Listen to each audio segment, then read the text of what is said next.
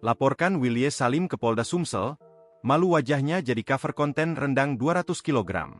Agung Wijaya asal Palembang turut melaporkan influencer Wilye Salim ke polisi lantaran merasa malu setelah wajah menjadi cover dari konten masak rendang 200 kg yang digelar di pelataran Benteng Kuto Besak, BKB, viral.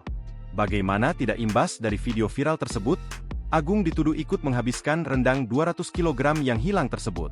Warga Jalan Jaya 7 Kelurahan 16 Ulu Kecamatan SU2 Palembang melaporkan konten kreator asal Bangka Belitung itu ke SPKT Polda Sumsel, Minggu, 23 Maret 2025, sore.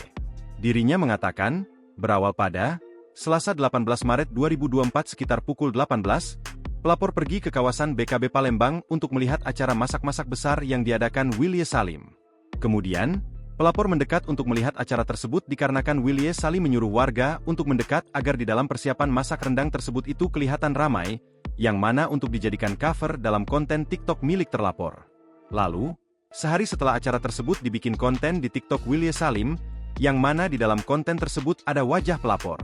Saya merasa dirugikan, yang mana dalam konten tersebut ada opini Wilye Salim berkata tiba-tiba hilang daging rendang. Ungkap Agung.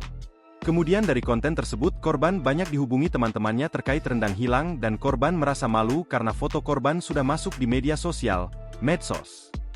Dirinya juga merasa tersudutkan, di mana di belakang wajah Wilye Salim terpampang jelas wajahnya. Saya yang menjadi korban langsung. Jadi banyak yang nelp dan chat, padahal saya tidak sampai malam berada di acara itu. Saya sebagai korban yang ada di konten itu, malu dijadikan cover berita rendang hilang, ungkapnya. Ia juga mengira konten masak besar ini akan berdampak positif untuk masyarakat Kota Palembang, ternyata malah buat citra masyarakat Kota Palembang sangat jelek sekali. Download Tribun X sekarang, menghadirkan lokal menjadi Indonesia.